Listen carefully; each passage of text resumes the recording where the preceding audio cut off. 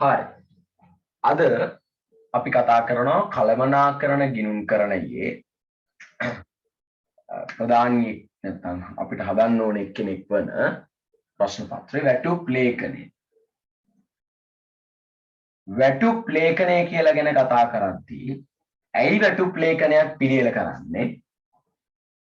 විශේෂයෙන්ම වැටුප් ලේඛනයක් පිළියෙල කිරීමට හේතුව නැත්නම් වැටුප් ලේඛනයක් පිළියෙල කරන්නේ සේවකීන්ට වැටුප් ගෙවීමේදී ඒ වැටුප් ගෙවන්නේ කෙසේද නැත්නම් වැටුප් ගෙවන්නේ කුමන ආකාරයටද කොහොමද කියන එක පිළිවිබු කරන්න. මෙන්න මේවා තමයි ගෙවන්නේ. මේන් වැටුපෙන් කරනු ලැබූ අඩු කිරීම් ටික මේන් සේවකයාට ගෙවුව EPF මේන් සේවකයාට ගෙවුව ETF ඔන්න ඔය වගේ දේවල් ටික නිරූපණය කරන්න තමයි අපි වැටුප් ලේඛනය සකස් කරනු ලබන්නේ. ඉතින් වැටුප් ලේඛනය ගැන කතා කරන්න පෙර ආතුව මම කැමතියි මේ සේවකයාට ලැබෙන වැටුප කියන එක ගැන පොඩ්ඩක් විස්තරාත්මකව කතා කරන්න. මොකද එයා මෙතනදී අත්‍යවශ්‍යයි. වැටුප් ලේඛනය කතා කරන මේ මොහොතේ සේවකයාගේ මේ වැටුප් ලැබෙන මේ ලේඛනගත කිරීමේදී වැටුප ගැන කතා කරන්න. වැටුප කියන එක හැදෙන්නේ කොහොමද? වැටුපේ තියෙන කොටස් මොනවද කියන එක ගැන කතා කරන්න මම හිතනවා මේ අවස්ථාව හරිම උචිතයි කියලා. ඒක මේ පාඩමේ තියරි මේ පැත්තේ කොහෙවත් නැහැ. නමුත් මේ දේ ඔලුවට දාගන්න එක හරිම වැදගත්. දැන් සේවකයෙක් රැකියාවකට ගියාට පස්සේ ඕනමාදී රැකියාවකට ගියාට පස්සේ ඉස්සරලාම හම්බෙන වැටුප නැත්නම් ඉස්සරලාම කියලා කියන්නේ පළවෙනි මාසේ හම්බෙන වැටුප නෙවෙයි. එහෙම නෙවෙයි. සේවකයෙක්ට රැකියා ආයතනය විසින් ලබා දීමට පොරොන්දු වන වැටුප අපි හඳුන්වනවා මූලික වැටුප කියලා. මූලික වැටුප. ඔයාලටදී බේසික් එක කියනවා. මගේ බේසික් එක මෙච්චරක් තියෙනවා. මගේ බේසික් එක මෙච්චරක් තියෙනවා කියලා කියනවා. ඔයාලා ඇති. සේවකයෙක්ට මූලිකවම ලබා දෙන්නේ මූලික වැටුප. හැම සේවකයාටම වගේ මූලික වැටුපක් තියෙනවා. පැහැදිලිනේ? මූලික වැටුප. ඊළඟට මේ මූලික වැටුපට විවිධ එකතු වීම් සිද්ධ වෙනවා. මේ මූලික වැටුපට විවිධ එකතු වීම් සිද්ධ වෙනවා. මොනවද? විශේෂයෙන්ම එකතු වෙන එක තමයි OT හෙවත් අතිකාල දීමනා. ඕවර්ටයිම් පේමන්ට් කියනවා. මේක නම් අනිවාර්යෙන් සෑම රැකියාවකම වගේ ගුරුවරුන්ට ඔය ඇර වගේ ගුණට හම්බෙන්නේ නැහැ. ඒක නෙමෙයි මේ දවස්වල ප්‍රශ්න ඇති උනේ පසුගිය කාලේ වගේ. මේ OT අතිකාල දීමනා වගේ දේවල් එකතු වෙනවා. තව ගත්තොත් අධ්‍යාපන දීමනා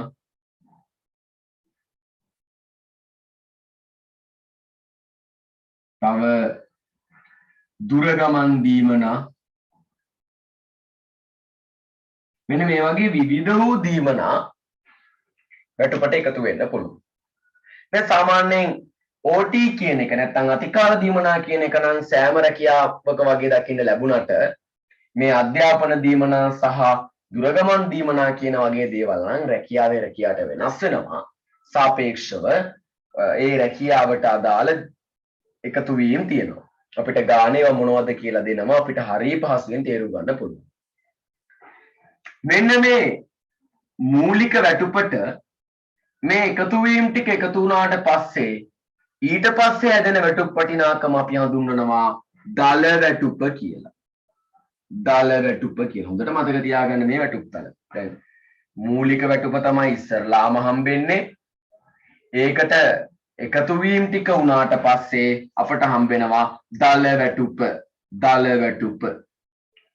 දල වැටුප. මේ දල වැටුපෙන් අඩුවීම් සිද්ධ වෙනවා. මොනවද සිදු වෙන අඩුවීම්? මොන වගේ දේවල්ද අඩු වෙන්නේ? විශේෂයෙන්ම අඩු වෙන එකක් තමයි EPF. විශේෂයෙන්ම අඩු වෙනවා මොකද්ද? EPF. පුතාලා දුරට මතක ඇති, ඔයාලට මතක ඇති. අපි EPF ගැන කතා කරද්දී සේවක අර්ථසාධක අරමුදල ගැන කතා කරන මොහොතේ ඉගෙන ගත්ත කාරණයක් තමයි EPF කියන එක.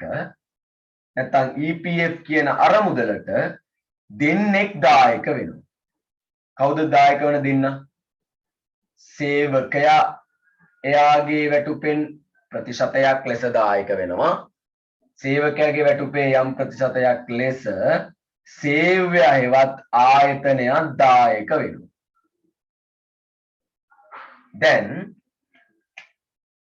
සේවකයා දායක වන ප්‍රමාණය තමයි මෙන්න මේ විදිහට අඩු වෙන්නේ. එයාගේ වැටුපෙන් සේවකයා දායක වන ප්‍රමාණය මෙන්න මේ විදිහට අඩු වෙනවා. තව ගත්තොත් මරණාධාර දීමනා අඩු වීම. තව සේවකේ ණය මුදලක් වගේ අරන් තිබුණොත් වැටුප් අත්තිකාරකම කලින් වැටුප අරගෙන වැටුපෙන් කොටසක් කලින් අරගෙන මොන ඔය වගේ දේවල් වැටුපෙන් අඩු වෙන්න පුළුවන්. දැන් දල වැටුපෙන් මෙන්න මේ අඩුවීම් සිද්ධ වුණාට පස්සේ ඒ වැටුප් තලය අපි හඳුන්වනවා මොනවා කියලාද? මොනවා කියලාද හඳුන්වන්නේ? ශුද්ධ වැටුප කියලා. මොනවා කියලා හඳුන්වනවද? ශුද්ධ වැටුප කියලා හඳුන්වනවා. මේන් සාමාන්‍යයෙන් සේවකයෙකුගේ නැත්නම් සේවකයෙකුට ඕනම කෙනෙක්ට හම් වෙන වැටුප් තල තුන. දැන් කවුරු හරි කෙනෙක් අම තාත්තගේ හරි අයියා අක්කගේ හරි පේ ෂීට් එක අරන් බැලුවොත් මෙන්න මේ වැටුප් තල තුන දකින්න පුළුවන්. පැහැදිලිනේ? හරි. දැන් ආයෙ බැලුවොත් ඕනම සේවකයෙක්ට මූලික වැටුප හම්බ වෙනවා බේසික් එක. මේ බේසික් එකට එකතු වෙන දේවල් වගේක් තියෙනවා. OT, අධ්‍යාපන දීමනා, දුරගමන් දීමනා වගේ දේවල්.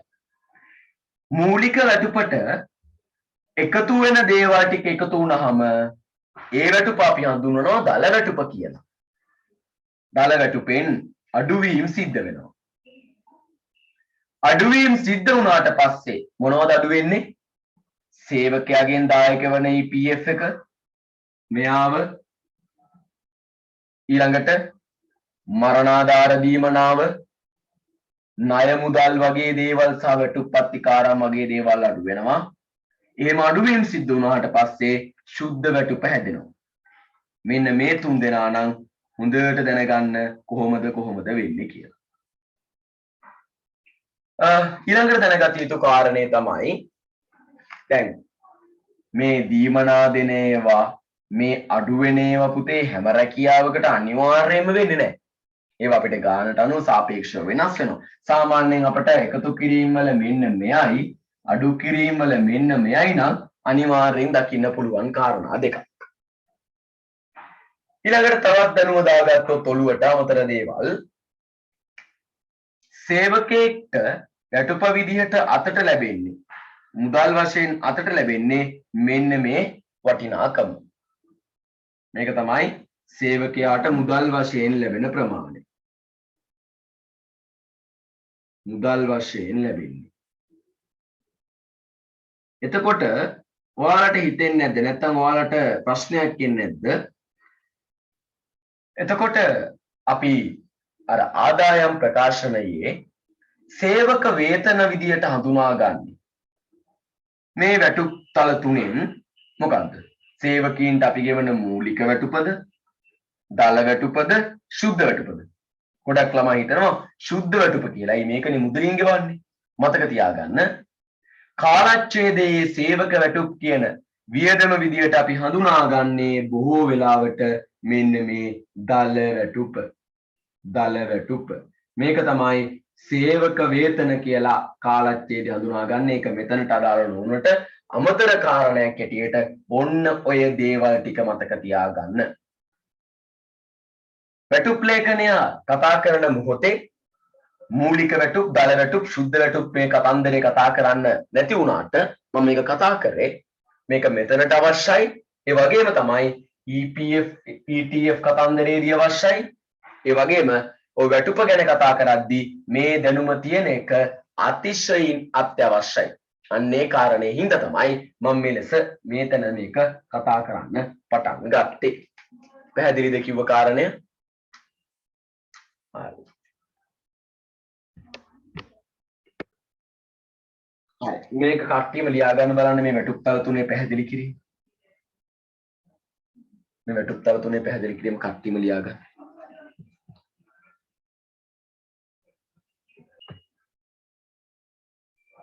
දැන් අපිට හොඳට තේරෙනවා මූලික වැටුප. ඒ මූලික වැටුපට එකතු වෙන දේවල් එකතු වුණාම තමයි දල වැටුප හැදෙන්නේ. මේ දල වැටුපට අඩු වෙන දේවල් අඩු වෙලා සුද්ධ වැටුප හැදෙනවා කියන කතන්දරේ අපිට හොඳින් තේරෙනවා. හරි.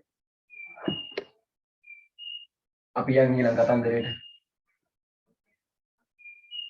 අපි ඊළඟට වැටුප් ලේඛනයේ ආකෘතිය බලමු. මොකද්ද වැටුප් ලේඛනය කියන්නේ? නැත්නම් මේ වැටුප් ලේඛනයේ ආකෘතිය කොහොමද තියෙන්නේ කියන එක බලමු.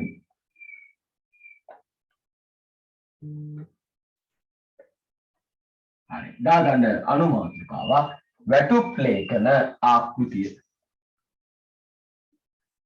වැටුප් ලේඛන ආකෘතිය.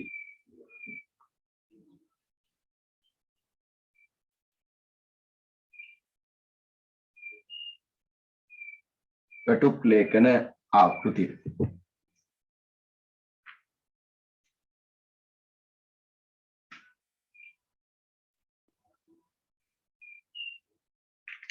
ගන්න බලන්න වැටුප් ලේඛන ආකෘතිය. වැටුප් ලේඛන ආකෘතිය ඇඳගෙන විග්‍රහ කරගමු කොහොමද වැටුප් ලේඛන ආකෘතියක් එන්නේ කියන එක.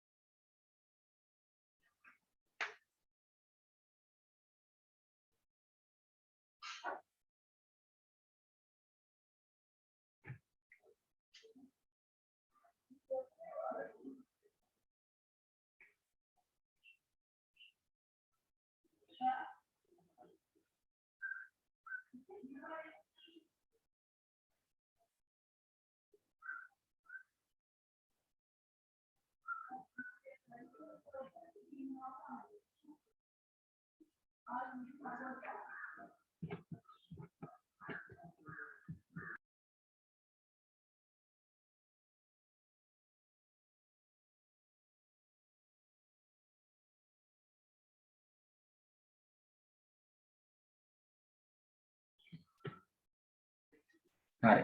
කට්ටිය වැඳ ගන්න මාත් එක්ක මේ වැටුප් ලේඛනය.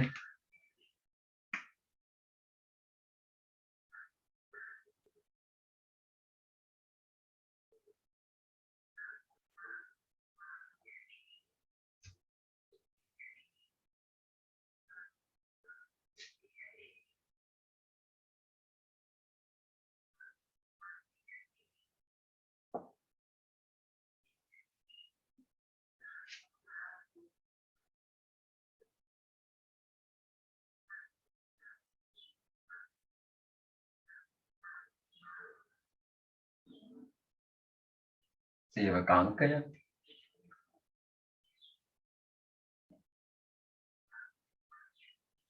සේවකයාගේ නම. ඊට පස්සේ මෙතනින් මූලික වැටුප. ඉපැයුම් හෝ එකතු කිරීම.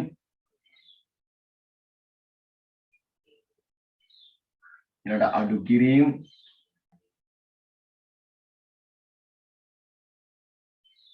ඊළඟට සුද්ධ වැටුප. EPF ETF අර ඉපැයුම් යටතේ එහෙම නැත්නම් එකතු වීම යටතේ අපිට එකතු වීම අපි දෙක තුනක් හඳුනා ගමු. OT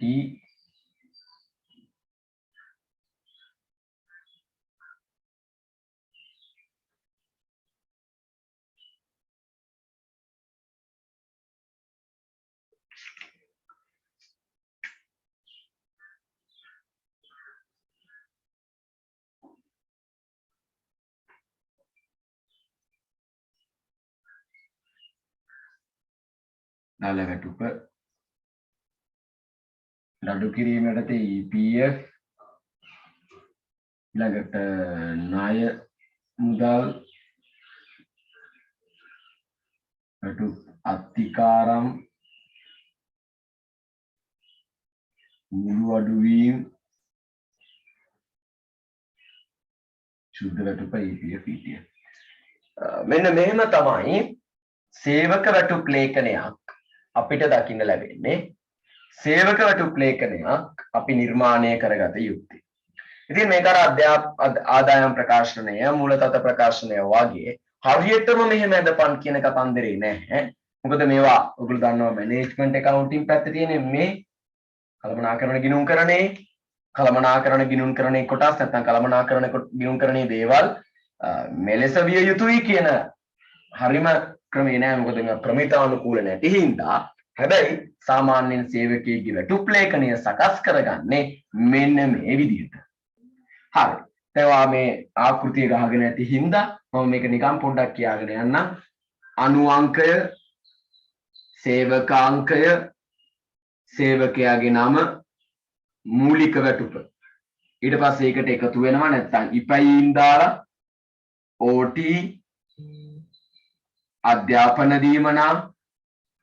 දීමනා දල වැටුප ඊට අඩු කිරීම දාලා EPF ණය මුදල් වැටුප අතිකාරම් මුළු අඩුවීම් ඊළඟ සුද්ධ වැටුප EPF ETF ඔන්න ඔය විදිහට.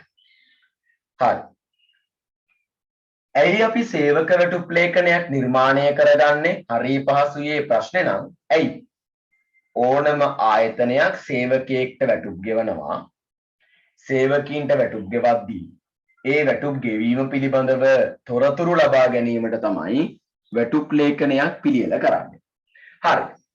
සේවක වැටුප් ලේඛනය එහෙම නැතිනම් වැටුප් ලේඛනය කියලා දාගත්ත තැනින් තරු ලකුණක් දාලා මෙන්න මේ විදියට සටහන් කරගන්න. තරු ලකුණක් දාලා මෙන්න මේ විදියට සටහන් කරගන්න. තරු ලකුණක් දාලා මෙන්න මේ විදියට සටහන් කරගන්න.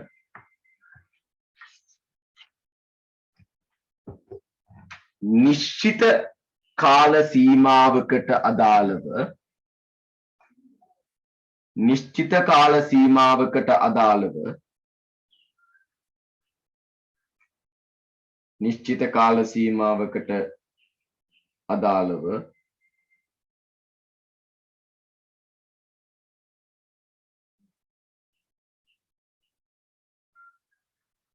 නිශ්චිත කාල සීමාවකට අදාළව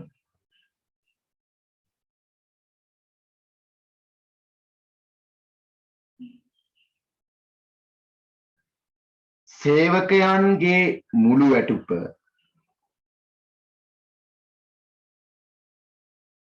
සේවකයන්ගේ මුළු වැටුප සේවකයන්ගේ මුළු වැටුප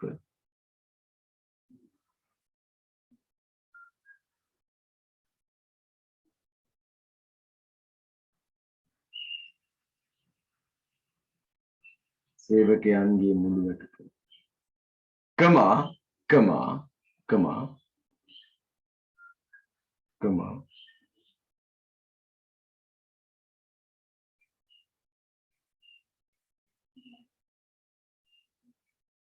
වැටුපෙන් සිදු කරන අඩු කිරීම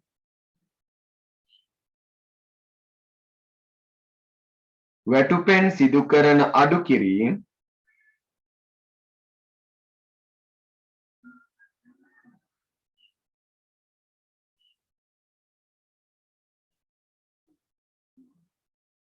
වැටුපෙන් සිදු කරන අඩු කිරීම කමා සුද්ධ වැටුප සුද්ධ වැටුප සුද්ධ වැටුප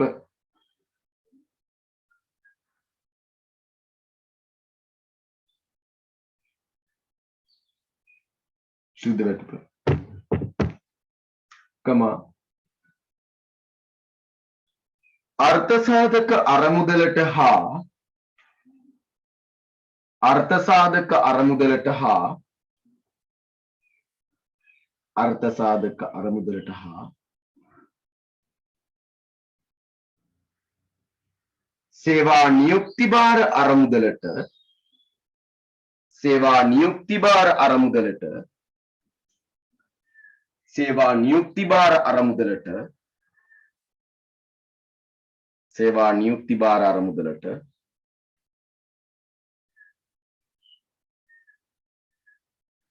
दायक වීම ඇතුළත් කර दायक වීම ඇතුළත් කර दायक වීම ඇතුළත් කර दायक වීම ඇතුළත් කර පිළියෙල කරගනු ලබන ලේඛනය පිළියෙල කරගනු ලබන ලේඛනය පිළියෙල කරගනු ලබන ලේඛනය සේවක වැටුප් ලේඛනය ලෙස හඳුන්වයි සේවක වැටුප් ලේඛනය ලෙස හඳුන්වයි සේවක වැටුප් ලේඛනය ලෙස හඳුන්වයි සේවක වැටුප් ලේඛනය ලෙස හඳුන්වයි හරි ඕම නැවත සැරයක් බලා ගන්න නෝට් එක ලියාගත්ත හරියද මගේ ඇරිලාද කියලා නිශ්චිත කාල සීමාවකට අදාළව සේවකයන්ගේ මුළු වැටුප කමා වැටුපෙන් සිදු කරන අඩු කිරීම කමා ශුද්ධ වැටුප කමා අර්ථ සාධක අරමුදලට හා सेवा नियुक्ति भार අරමුදලට දායක වීම ඇතුළත් කර පිළියෙල කරන ලේඛනය වැටුප් ලේඛනයයි. එතකොට මේ සේවක භාරකාර අරමුදල කියන්නේ මොකේදද? EPF එකට අපි දන්නවනේ. සේවක මේ අර්ථ සාධක අරමුදල. සේවක අර්ථ සාධක අරමුදල. සේවක භාරකාර අරමුදල කියලා කියන්නේ ETF. සේවක භාරකාර අරමුදල. අපි මේ දෙන්න කවුද කියලා දන්නවා. හරි. දැන් ඕන් වැටුප් ලේඛනය. හරි. දැන් වැටුප් ලේඛනයක් හදන්නේ ඇයි කියන කතන්දරේ අපි බැලුවා. අපේ කෙටි ප්‍රශ්නකට වගේ ලියන්න තිබ්බොත්. අපි දැන් බලමු අනුමාතෘකාවක් දාගෙන වැටුප් ලේඛනයේ වැදගත්කම. වැටුප් ලේඛනයේ වැදගත්කම වැටුප් ලේඛනයේ වැදගත්කම. ලියාගන්න අනුමාතෘකාව වැටුප් ලේඛනයේ වැදගත්කම. වැටුප් ලේඛනයේ වැදගත්කම. වැටුප් ලේඛනයේ වැදගත්කම.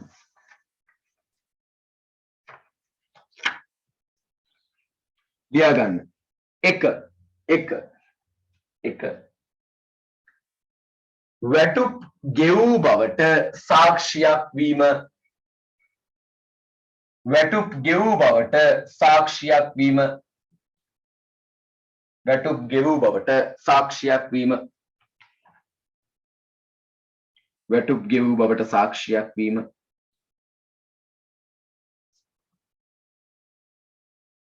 වැටුප් ගෙවූ බවට සාක්ෂියක් වීම.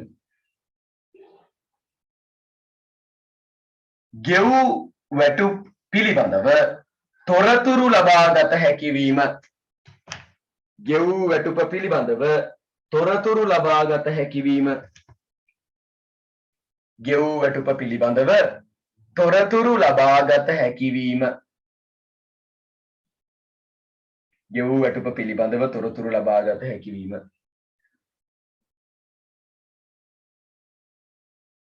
3 වැටුප සඳහා යන පිරිවැය ගණනය කිරීමට හැකිවීම. වැටුප සඳහා යන පිරිවැය ගණනය කිරීමට හැකිවීම. වැටුප සඳහා යන පිරිවැය ගණනය කිරීමට හැකිවීම.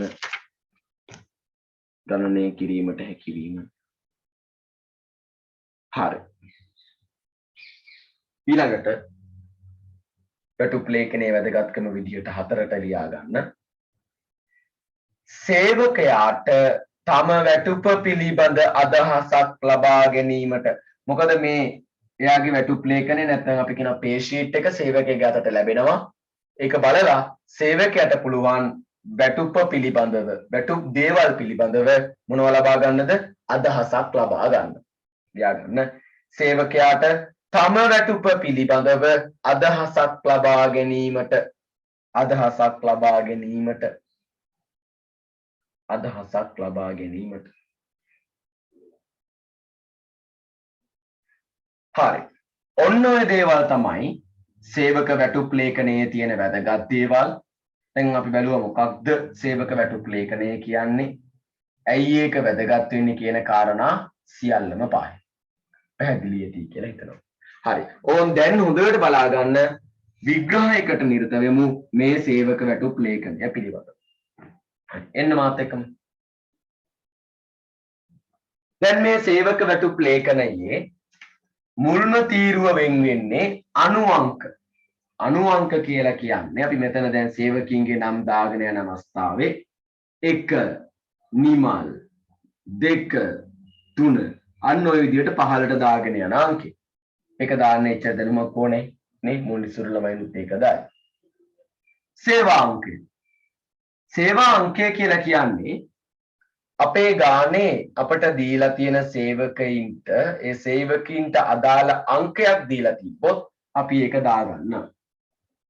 සේවා අංකය. ඒකත් අපිට දීලා තිබ්බොත් තමයි දාගන්නේ. හරිම පහසුයි. සේවකයාගේ නම.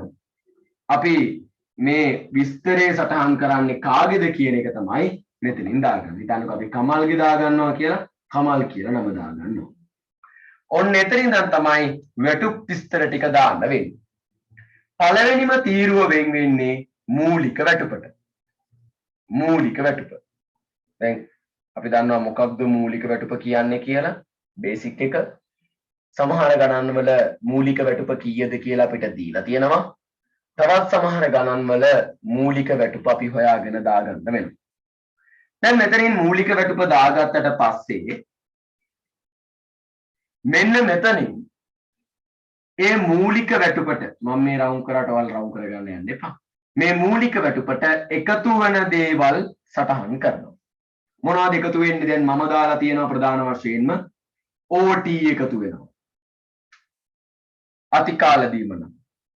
ඊළඟට අධ්‍යාපන දීමන. ඊළඟට තව විවිධ දීමන. ඔය වගේ දේවල් එකතු වෙනවා කියලා දක්වලා තියෙනවා.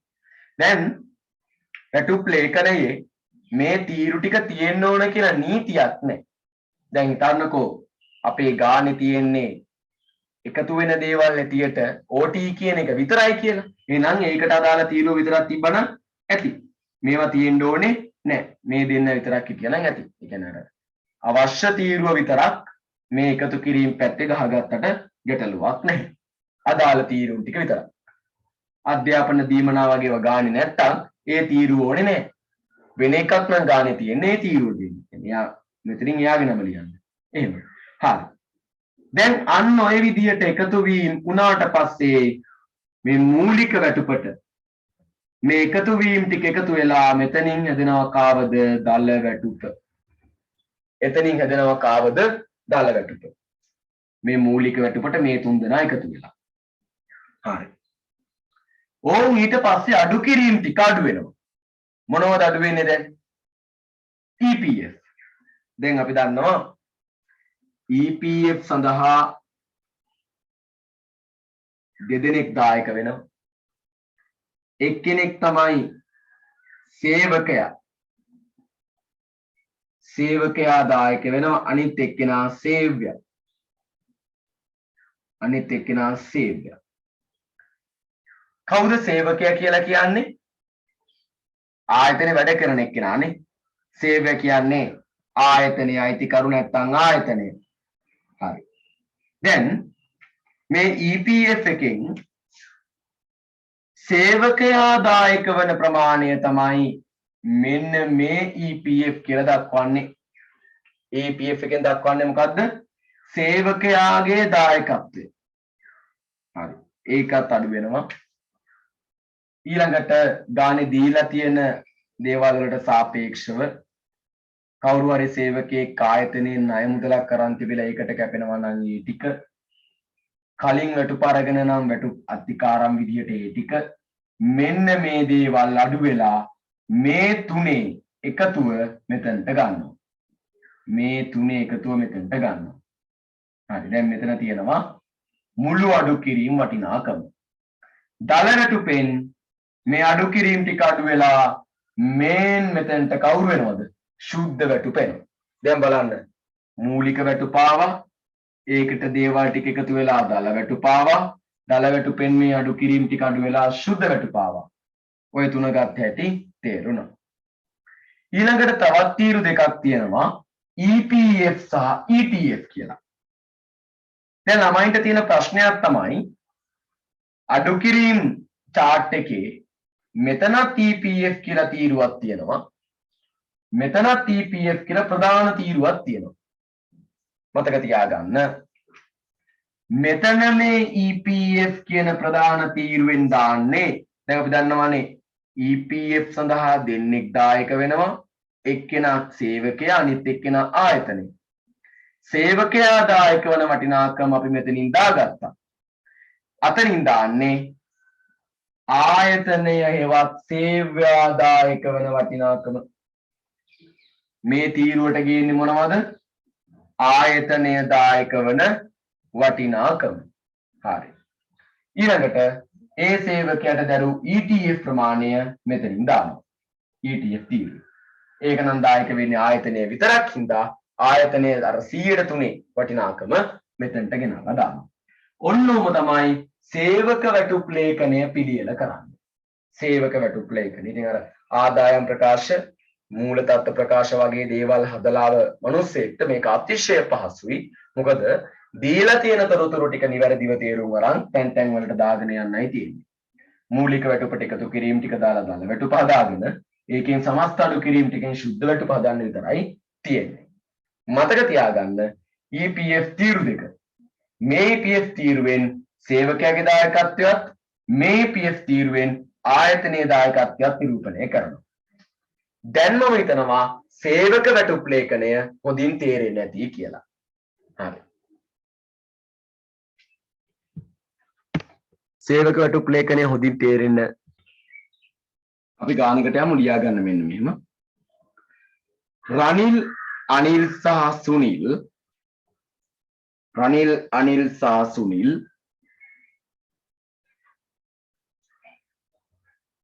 රනිල් අනිල් සහ සුනිල්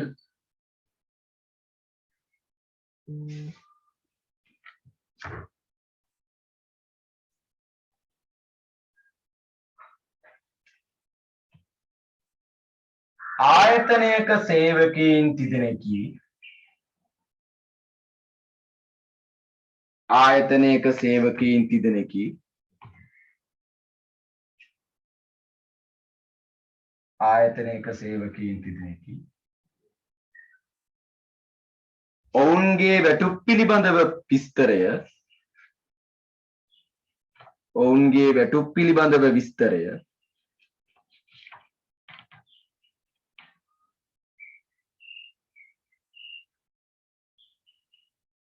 ඔවුන්ගේ වැටුප් පිළිබඳව විස්තරය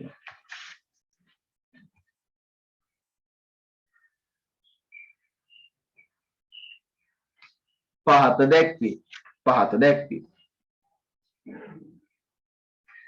එක වැඩ කරන ලද පැය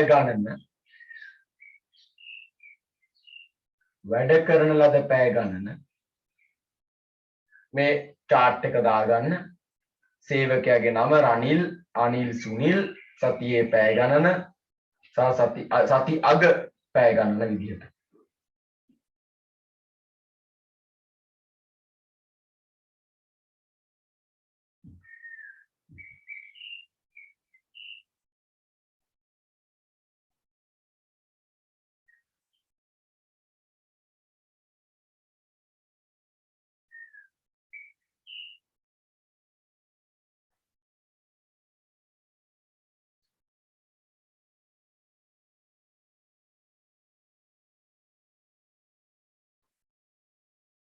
හරි. දෙවෙනි එක හැටියට දාගන්න පැයකට ගෙවීම රුපියල් 300යි. පැයකට ගෙවීම රුපියල් 300යි.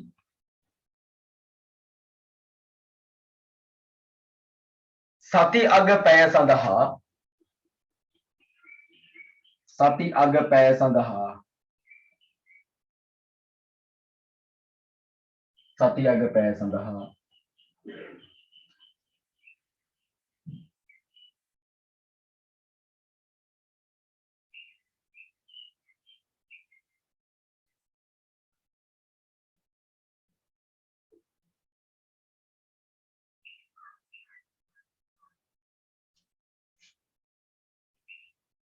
සතියේ පැයමෙන් 1.5ක් ගෙවනු ලබයි. සතියේ පැයමෙන් 1.5ක් ගෙවනු ලබයි. ඒක අතිකාල දීමනා තමයි ඒ ගෙවන්නේ. අතිකාල දීමනා තමයි ගෙවන්නේ. දෙවෙනි එක.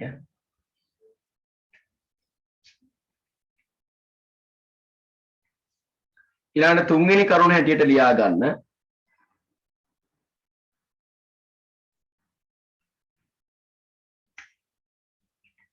සේවකයා සහ සේව්‍යා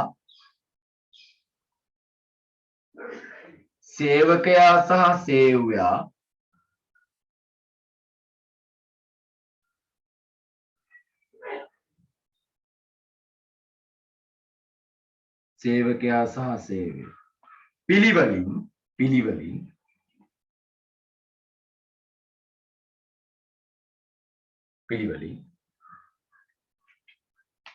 EPF සඳහා 115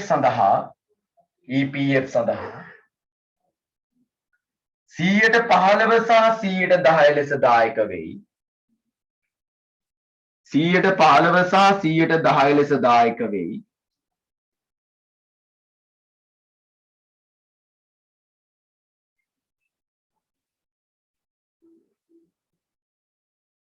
ETF සඳහා 103ක දායකත්වයක් ආයතනය සිදුවේ. EPF සඳහා 103ක දායකත්වයක් ආයතනය විසින් සිදු කරයි.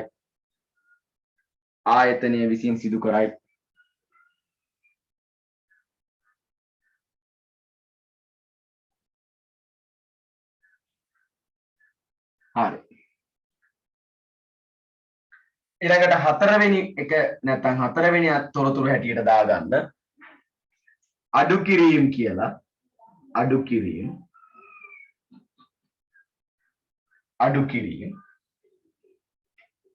අඩු කිරීම යටතේ එක කියලා දාලා ලියන්න.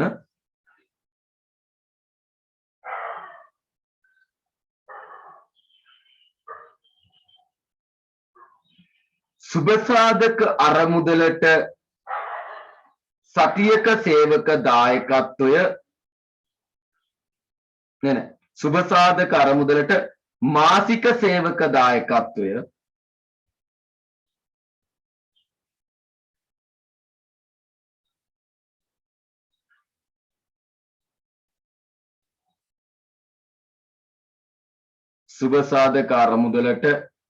මාසික සේවක දායකත්වය රුපියල් 200කි. වරහන් ඇතුලේ එක් සේවකයෙකුට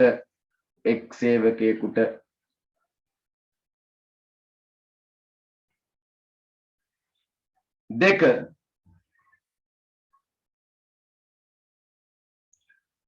සුනිල්ගේ මාසික ණය වාරිකය රුපියල් 3000කි. සුනිල්ගේ මාසික ණය වාරිකය රුපියල් 3000කි.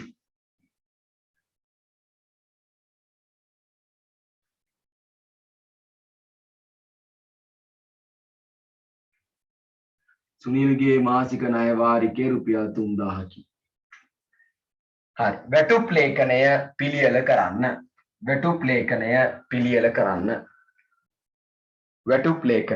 පිළියෙල කරන්න.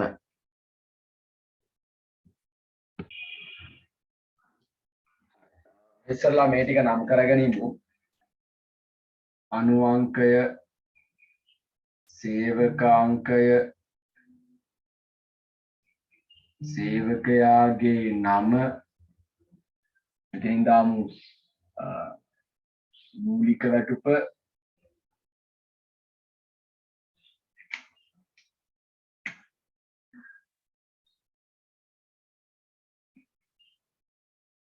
එකතු කිරීම වල අතිකාල දීමනාව කොහොමත් එකතු වෙනවා. ඒක විතරයි එකතු වීමකට තියෙන්නේ. ඒක විතරක් ඇත්ත. ඊළඟට අඩු කිරීම වල EPF ටික අඩු වෙනවා. වැටුප්පත්තිකාරකමයි ණය මුදලයි කියන තුන අඩු වෙනවා. මොන විදිහට ඉස්සරලාම අපි ආකෘතිය ඇඳගෙන ඉමු. මතක තියාගන්න හොඳින් ආකෘතිය ඇඳගෙන නම් ඉන්න දැනගන්න ඕන. ආකෘතිය හොඳට පුරුදු වෙන්න. ආකෘතිය නිකන් අර අඩඩාවට මතක තියාගෙන ඊළඟට ප්‍රශ්නය හදන්න ගියාට පස්සේ ආකෘතිය මතක නැහැ.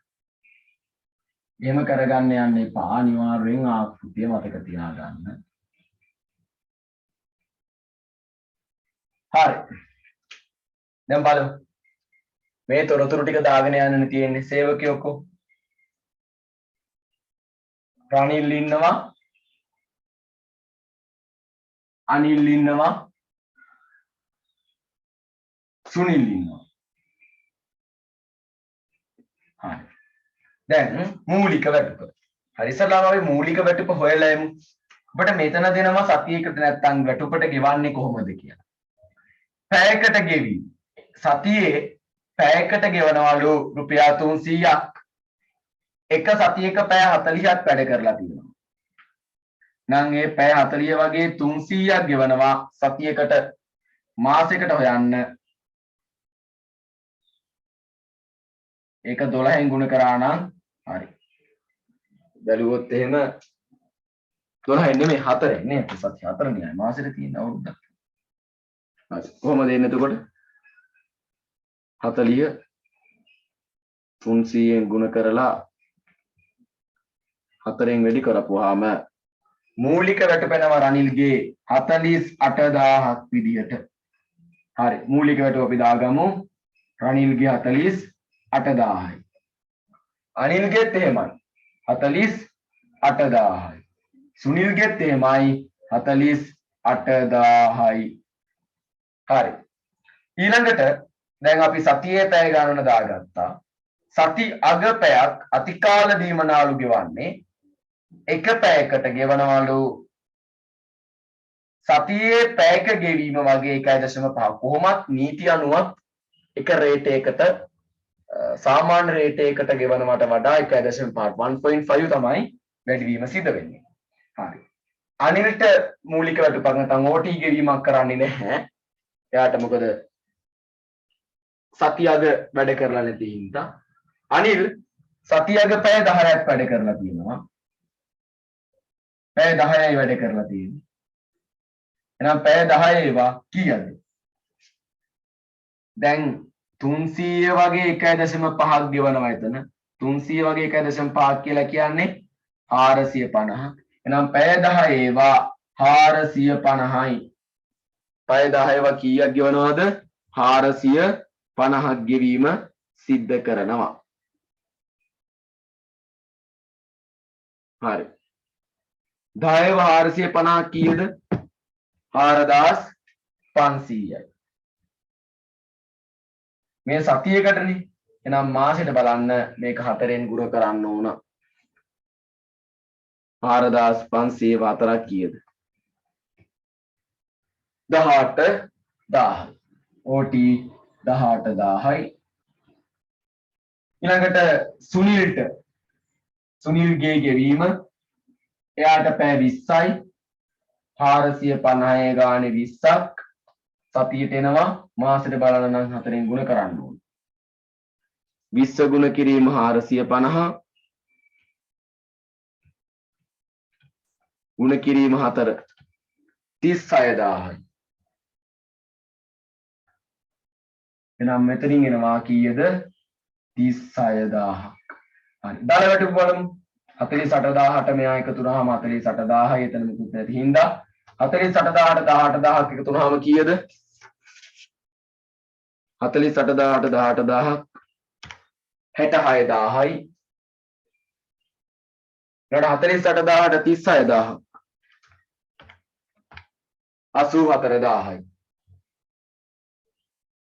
හරි ඔන්න එකතු වීම ටික ඉස්සරලාම එකතු වෙනවා ඊළඟට EPF දැන් EPF ටික අපි ඉස්සරලාම ගිණුම්ගත කරන් හිටියොත් අපි දන්නවා EPF කොටස් දෙකකට බෙදෙනවා එකක් තමයි සේවකයාගේ දායකත්වය අනිත් එක සේවයාවත් ආයතනයේ දායකත්වය දැන් මෙතන ETF බලන්නේ මූලික වැටුපට තමයි EPF බලන්නේ දල වැටුපටත් බලන අවස්ථා තියෙනවා නමුත් අපේ දල වැටුපට බලන්නේ ගාන්නේ විශේෂයෙන් දල වැටුපට බලන්න කියලා තිබ්බොත් විතරයි.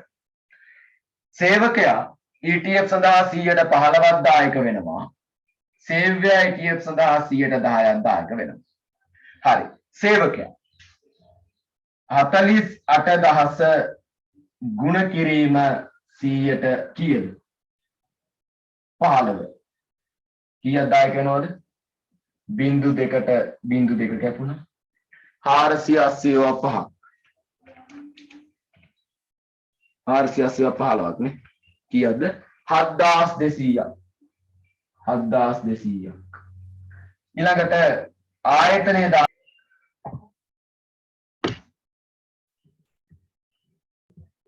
ඊළඟට ආයතනයේ දායක වෙනවා 48000 වගේ 110ක් 4800ක්. හරි. දැන් මේ 7200 දායක වෙන්නේ සේවකයා. සේවකයෝ ඔක්කොගෙම මූලික වැටුප එකයි. ඒ හින්දා ඔක්කොම EPF සඳහා දායක වෙන්නේ 7200යි. සේවකයා දායක වන ප්‍රමාණය යන්නේ කොහාටද? මෙන්න මෙතනට. 7200යි. 7200යි. 7200යි. ආයතනයේ දායක වෙනවා 4800ක්. ආයතනයේ දායක වෙනවා යන්නේ මෙන්න මෙතනට. කීයද? 4800යි 4800යි 4800යි. ඒ දෙන්නව මාරු කරගන්න එපා. මෙතන EPF එකෙන් කියවෙන්නේ සේවකයා දායක වන ප්‍රමාණය. මෙතන EPF එකෙන් කියන්නේ ආයතනයේ දායක වන ප්‍රමාණය. අපි මේ දෙන්නම හොයාගත්තා. අපි ETF එකත් හොයාගමු ඒත් එක්කම. ETF එක 48000ට 100ට 3ක් කීයද? 480 ගුණ කරොත් 3ෙන් 1440යි තුන් දෙනාටම 1440යි. හරි. ඔන්න ඔය විදිහට EPF ETF ටික ගිණුම්ගත කරගත්තා. ඊළඟ අඩු කිරීම තියෙනවා. එකක් කට්ටියගෙම 300 ගානේ අඩු වෙනවා සේවක සුබ සාධක සංගමයට. ඔක්කොගෙම 300 ගානේ. ඒක මාසික සේවක දායකය රුපියල් 300 ගානේ අඩු වෙනවා. එහෙනම් කට්ටියකින් අඩු කරමු. වැටුප්පත්තිකාරකමක් මෙතන නැහැ. සුබ සාධකය අර මුදල කියලා තමයි අඩු වෙන්නේ. ඉතින් වැටුප්පත්තිකාරම් තීරුවයකට වෙන් කරන්නේ. සුබ සාධක 300 ගානේ අඩු වෙනවා. ඊළඟ ණය මුදලක් අඩු වෙනවා සුනිල්ගෙන් විතරක් 3000ක්. සුනිල් කලින් ණය මුදලක් අරන් තිබලා එයාගෙන් විතරක් 3000ක් අඩු වෙනවා. මේ දෙන්නගෙන් ඒක අඩු වෙන්නේ නැහැ. එයාගෙන් විතරයි අඩු වෙන්නේ. හරි. ඊළඟට මුළු අඩු කිරීම කීයද? මුළු අඩු කිරීම කීයද? 7200යි 300යි 7500යි 7200යි 300යි 7500යි 7200යි 300යි 3000යි. කීයද මුළු අඩු කිරීම? 300යි 3000යි. 10500ක් අඩු වෙනවා. අපිට මෙතනින් මේ සුද්ධ වැටුප දාගන්න තීරුව මගේ ඇදලානේ. අපි මේක මකාගෙන එක. දාගෙන දෙනෙක් ඉන්න පැත්තටනේ.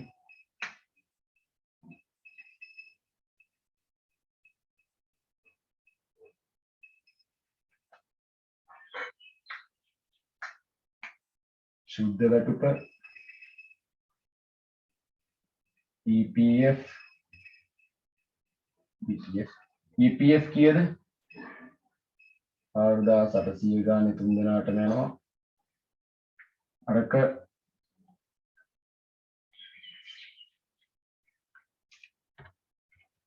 1440 ගානේ අපි කලින් දාගෙන තිබ්බ එක. මෙතන කොහෙන්ද දාගමු. හරි.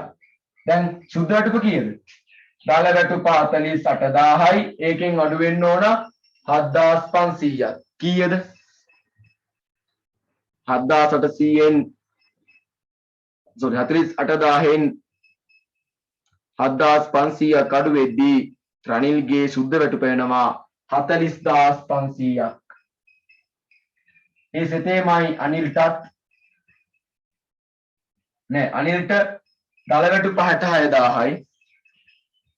දල වැටුප 66000යි. ඒකෙන් අඩු වෙන්න ඕන 7500ක් 58500යි. ඊළඟට සුනිල්ට දල වැටුප 84000යි.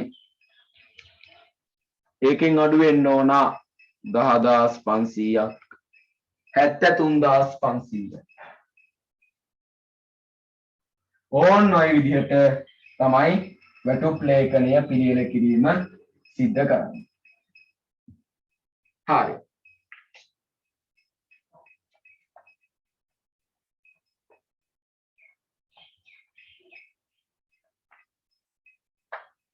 දැන් අපි එකතුව ගමු. දල වැටුපේ එකතුව කීයද? 48000යි 66000යි 84000යි ඔක්කොම එනවා 198000.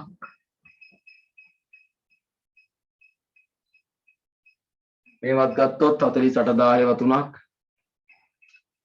144000යි. ඊළඟට 54000ක් එනවා OT. ඊට EPF එනවා සේවක දායකත්වයේ 7203ක්. බලා ගන්න 21600ක්. මෙතන 900යි මෙතන 3000යි. ඊළඟට 7500 7500යි ආය 10500කුයි ඔක්කොම එනවා 25500ක්. ඊළඟට සුද්ධ වැටුප එනවා කීයක්ද? 40500ට 7500 එකතු වෙලා නෑ 40500ට 58500 එකතු වෙලා ආය 73500ක් එකතු වෙනවා. ඒතකොට එනවා 1,78,500ක්. ඊළඟට EPF 4803ක් 14400යි. ETF 1443ක් 4320යි. ඕන්න ඔය විදිහට තමයි වැටුප් ලේඛනය එන්නේ. ඕන්න ඔය විදිහට තමයි වැටුප් ලේඛනය එන්නේ. ඒ වැටුප් ලේඛනයේ තොරතුරු ටික අන්තර්ගත වෙන්නේ.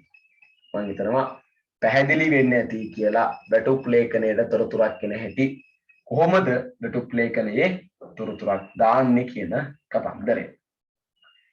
මේක අපි නිකන් ලෙජර් ගිණුම් වලට නැත්නම් ලෙජරයට යන හැටි බැලුවොත් එහෙම මෙතනින් අපි මේ කොටසක් ගොඩ දාගෙන යන්න උත්සාහ කරමු. හරිද? කොහොමද ලෙජරයට යන්නේ කියන කතන්දරය. ලෙජර් ගිණුම් වලට යන්නේ මෙන්න මේ දල වැටුප ගමන් කරනවා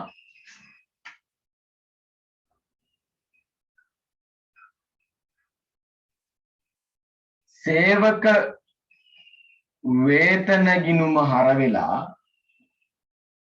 දල වැටුප වැටුප් හා වේතන පාලන ගිණුම බැරවීම සිද්ධ වෙන්න ඕන. ඒ කියලා කියන්නේ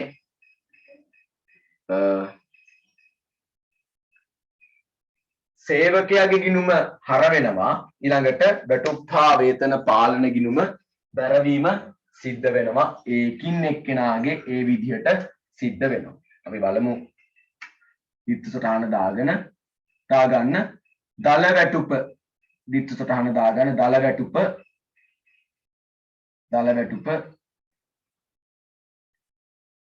සේවකයාගේ වේතන ගිණුම හර වේතන පාලන ගිණුම බැර දල වැටුප ගිණුම් ගත වෙන්නේ කොහොමද? එතකොට එකිනෙක සේවකයාගේ වැටුප් ගිණුම් ටික හර වෙලා වේතන පාලන ගිණුම බැර වෙනවා. වේතන පාලන ගිණුම බැර වෙනවා. වේතන පාලන ගිණුම බැර වෙනවා. වේතන පාලන ගිණුම බැර වෙනවා.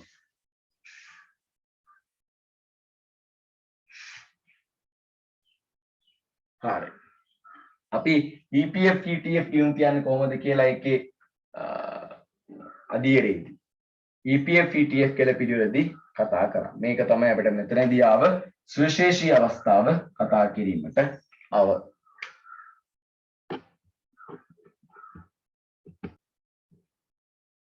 ඔය මේ කතන්දර ඉවර කරලා ඉක්මනට විභාග ගානකට යන් හදන්න 2012 4වෙනි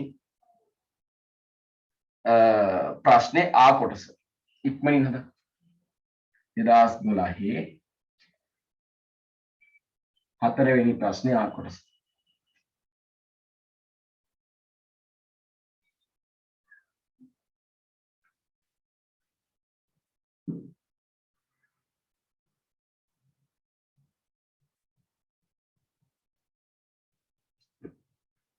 සිදාස් 12 මේ විභාග ප්‍රශ්න දෙක තුනක් හදන්න අනිවාර්යයෙන් 2012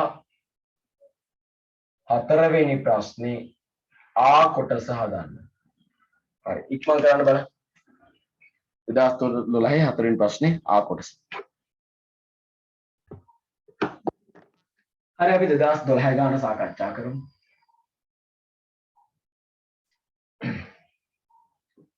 2012 ගාන සාකච්ඡා කරමු.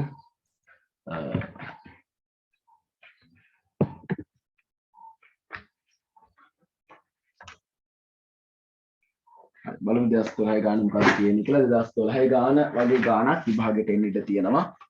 මොකද මේ වගේ ප්‍රශ්නයක් ගත්තොත් සංකීර්ණ වෙන්නේ නැහැ වැඩි. නමුත් අපි සංකීර්ණයකටත් පුරුදු වෙන්න ඕන. හරි 2012 ගානේ අපි ඉස්සරලාම වැටුප් ලේඛනය සකස් කරගෙන ඉමු.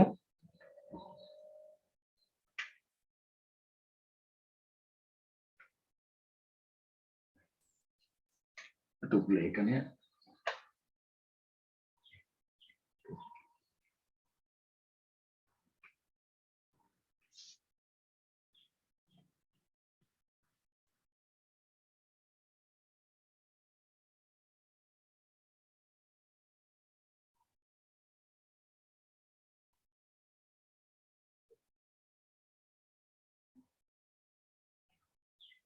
හරි. කතදුනානේ කමන්න නෝ. හරි අපි 2012 ප්‍රශ්නට ගියොත් අතුල් කමල් සහ එරන්ද අපි ඉස්සරලාම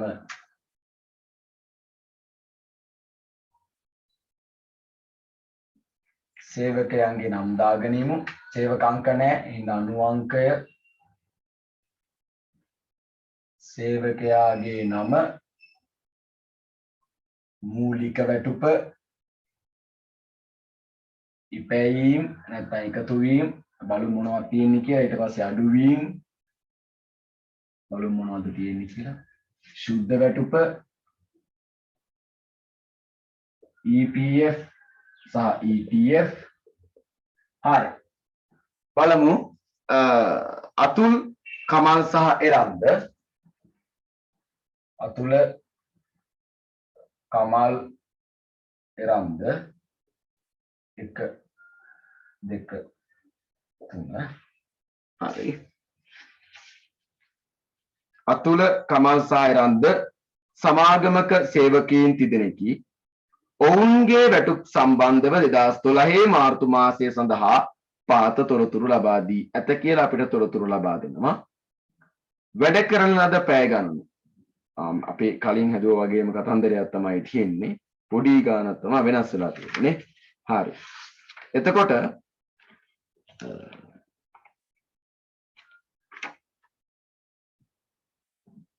සතියට දින 40ක් වැඩ කරලා තියෙනවා කියලා කියනවා. ඒ එක පැයකට ගෙවන ප්‍රමාණය රුපියල් 200ක් කියලා තමයි සටහන් වෙන්නේ. එක පැයකට ගෙවන ප්‍රමාණය රුපියල් 200ක් කියලා තමයි සඳහන් වෙන්නේ. හරි. දැන් අතුල ගත්තොත් අතුල සතියේ පැය 40ක්. දැන් මෙතන නම් දක්වලා තියෙන්නේ මුළු මාසික පැය ගණන නේ. මෙතන මේ සතියේ පැය ගණන නෙමේ මාසික පැය ගණන තමයි දක්වලා තියෙන්නේ. මොකද සතියේ දින කියන එක උඩින් තියෙන හින්දා. හරි. එහෙනම් පැය 40ක් තියෙනවා. එක පැයකට 200 ගානේ ගෙවනවා නම් රුපියල් 8000ක් මූලික වැටුප විදිහට ගෙවනවා. අතුලට කීයක් ගෙවනවද? 8000ක්. කමල්ට 8000ක්. ඉරන්දට 8000ක්. හරි. ඔය විදිහට ගෙවීම සිදු කරනවා. හරි. ඊළඟට ඉපැයීම් විශේෂයෙන්ම OT එකතු වෙනවා. ඒ කියන්නේ අත කාල දීමන ඕක විතරයි මෙතන තියෙන එකට එකතු වෙන. අපි හින්දා ඒක විතරක් දාගමු. දාල වැටුප අඩු කිරීම එකේ හතරක් දාගමු. හතරක් තියෙන හින්දා. EPF තියෙනවා. තව යටින් තියෙනවා සුබ සාධක සහ මාසික ණය වාරිකය.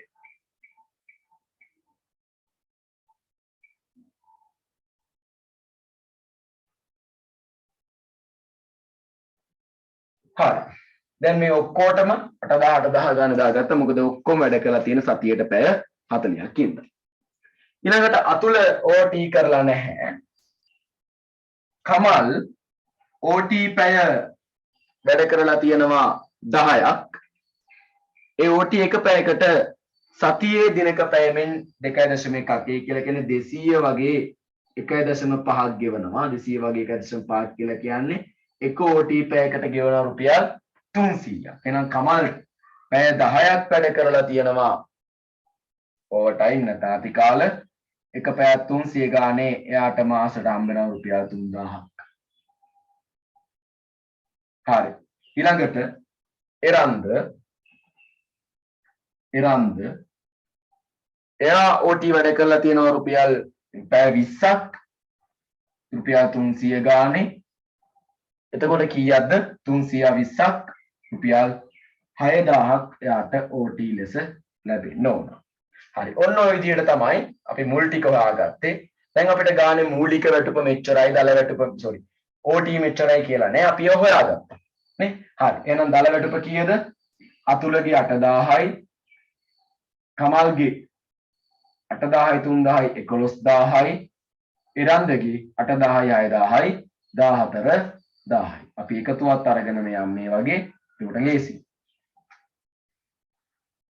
18 ඒවා 3ක් 24000යි, OT 9000යි, 24000යි 9000යි 33000ක් විදියට තමයි එන්න ඕනේ. හරි. ඊළඟට සේවයා සහ සේවකයා විසින් සේවකාර්ථ සාධක අරමුදලට කරන දායකත්වය දැන් EPF එකට සේවකයා 115කුත් සේවයා 110කුත් විදිහට දායක වෙනවත කියලා තමයි කියන්නේ. ETF එකට 103ක්. හරි. දැන් බලමු සේවකයාගේ 115 දායකත්වයේ කීයද කියලා. මූලික වැටුපට බලන්නේ 8000 115ක් කීයද? 0.2 කැපුණා 80 15ක් කීයද? 80 15ක් 1200යි. එහෙනම් සේවකයා එයාගේ වැටුපෙන් EPF සඳහා 1200 බැගින් දායක වෙනවා. ඒක දාමු EPF තීරුවේ. තුන් දෙනාගේම මූලික වැටුප එකයි.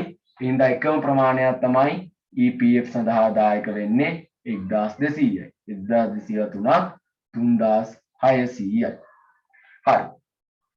ආයතනය 110යි. ඒ කියලා කියන්නේ 8000 ඒවා 110ක් කීයද? රුපියල් 800ක්. නේ? 800ක් එක්කෙනෙක් දායක වෙනවා. දැන් ආයතනයේ දායකත්වය තමයි මේ තීරුවෙන් පෙන්වන්නේ. 800 ඒවා 3ක් රුපියල් 2400යි. හරි. ඊළඟට අපි ETF දායකත්වයත් ඔයත් එක්කම බලමු. 8800ට 3ක් බිඳුවකට ගියාට පස්සේ 80 ඒවා 3ක් කීයද? 240යි. එහෙනම් 240 ගානේ ETF දායක වීම සිද්ධ වෙනවා. 240 ඒවා 3ක් 720ක්. ඊළඟට සුබ සාධක සංගමයට මාසිකව එක් සේවකයෙක් දායක වෙනවා 200 ගානේ. සුබ සාධක සංගමයට ඒතර ඔක්කොම දායක වෙනවා 600ක්. ඊළඟට එරන්දගේ මාසික ණය වාරිකය. එරන්ද කියන එක්කෙනා විතරක් මාසිකව ණය වාරිකයක් යනවා 3000ක. ඒකත් අඩු වෙන්නේ. හරි. මුළු අඩු කිරීම කරාට පස්සේ 1400යි 1400යි මෙතනින් 1400යි 3000යි 4400යි. හරි. දල වැටුපේ අතුලගේ 8000යි ඒකෙන් අඩු වෙන්න ඕන 1400ක්. 8000න් 1400ක් අඩු වුණාම 6600යි. 11000න් 1400ක් අඩු වුණාම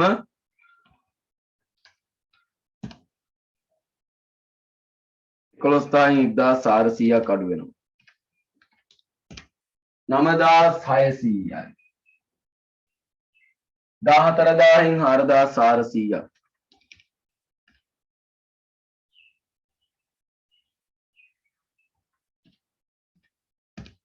ඒත් 9600යි.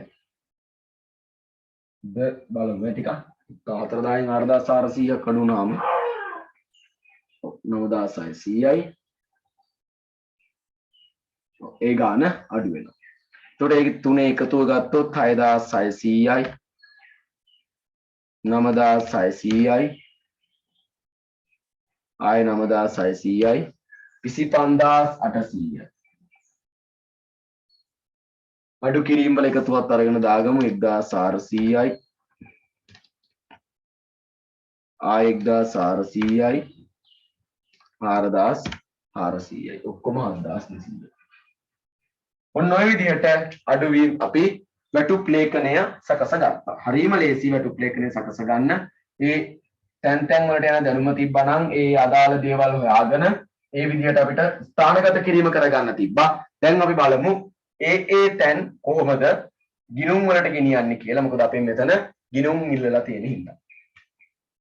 දල වැටුප යන හැටි අපි නෝට් එක දාගත්තා. ඒ තමයි සේවක වේතන ගිණුම. අපි එකපාර ගමු සේවක වේතන ගිණුම එක එක සේවකයෙක් ගන්න නැතුව සේවක වේතන ගිණුම ආර වෙනවා 33000ක්. සේවක වේතන පාලන ගිණුම කියලා ඊළඟට සේවක වේතන පාලන ගිණුම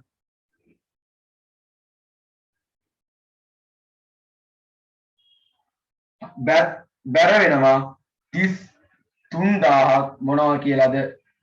සේවක වේතන ගිණුම කියලා. ඊළඟට මේ එකින් එක වන අඩුවීම් ඒ ගිණුමට යන්න ඕන.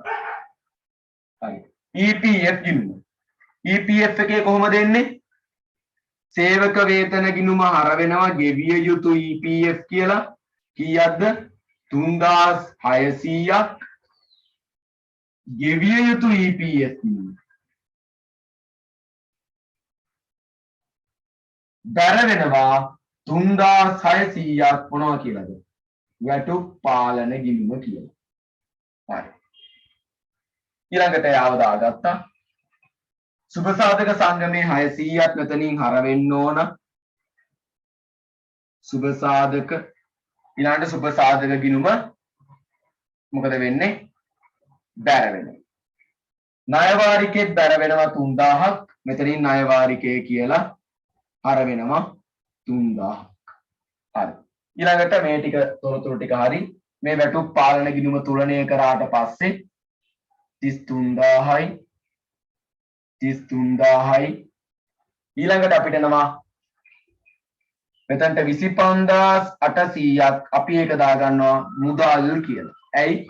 අපි මේ 25800 තමයි සේවකයාට මුදලින් ගෙවන්නේ. මේ 25800 තමයි සේවකයාට මුදලින් ගෙවන්නේ. ඒක අපි මුදල් කියලා දාගන්නවා. ඊළඟට මෙතන ආයතනයේ EPF දායකත්වය අපි දන්නවා. EPF ගිණුම හර වෙනවා